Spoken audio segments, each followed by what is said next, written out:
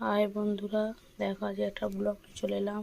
আজকে রেসিপি হচ্ছে এঁচোড় চিংড়ি। আলুটা প্রথমে জলে ভাবিয়ে নিয়েছি, ভাবিয়ে নিয়ে একটু সেদ্ধ মতো হয়ে গেছে বলে হলুদ দিয়ে ভাবিয়ে নিয়েছি। এঁচোড়টাও সেম একই কেস করেছি, হলুদ দিয়ে ভাবিয়ে নিয়েছি।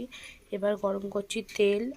যেহেতু এঁচোড় চিংড়ি হবে একটু বেশ ভালো করে করলেই ভালো লাগবে, ওই জন্য একটু তেলটা বেশি দিয়েছি। আলুগুলো দিয়ে দিচ্ছি। দেখো বন্ধুরা, আলুগুলো ভাজছি, একটু লাল লাল করে আলুগুলো ভাজবো, তারপর দেখাচ্ছি। দেখো বন্ধুরা, আলুটা ভেজে তুলে নিয়েছি। আর আলু ভাজাটা দেখায়নি, দুবার করে ভাজতে হয়েছে বলে আর দেখায়নি। দেখো আলুটা ভেজে তুলে নিয়েছি প্রথমে। তারপর দেবো এবার এঁচোড়টা একটু ভাজা করে নেবো। একটু শরীরটা খারাপ, তাই জন্য গলার ভয়েসটা একটু আলাদা লাগবে, মনে করো না। এঁচোড়টা একটু লাল লাল করে ভেজে নিই, তারপরে আসছি।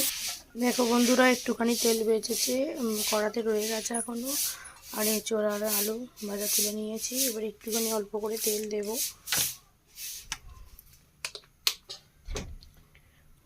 ওই তেলেতেই ভাজবো, একটু তেলটা এসে যাক। এই তেলেতে এবার ভেজে নেবো চিংড়ি মাছ। বাবারে, চলো আসছি। দেখো বন্ধুরা, এই চিংড়ি মাছ ভেজে নিয়েছি। এবার এটা দেবো শুকনো লঙ্কা, জিরে, ডালচিনি আর একটা তেজপাতা এই দিয়ে দিয়েছি। এবার দেবো পেঁয়াজ, কাঁচা লঙ্কা চেরা, পেঁয়াজ।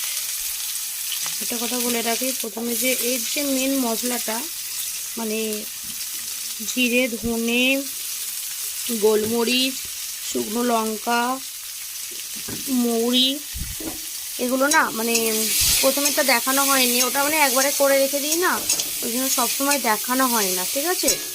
ওটা একটু কড়াই গরম করে ওটা বেটে নিয়ে গুঁড়ো করে রেখে দিয়েছি। ওই গুঁড়ো মশলাটা না লাস্টে দেবো, এটা রেখে দিয়েছি করে, তখন ওটা দেখানো হয়নি। এবার পেঁয়াজটা ভাজা হচ্ছে।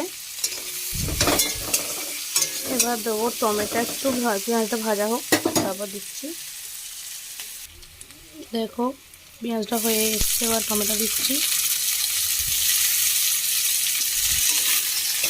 একটা কথা বলি, আমি না সব জিনিসেই আমার যতদিন রান্না দেখে দেখবে ডালচিনিটা প্রায় রান্নাতে দিই।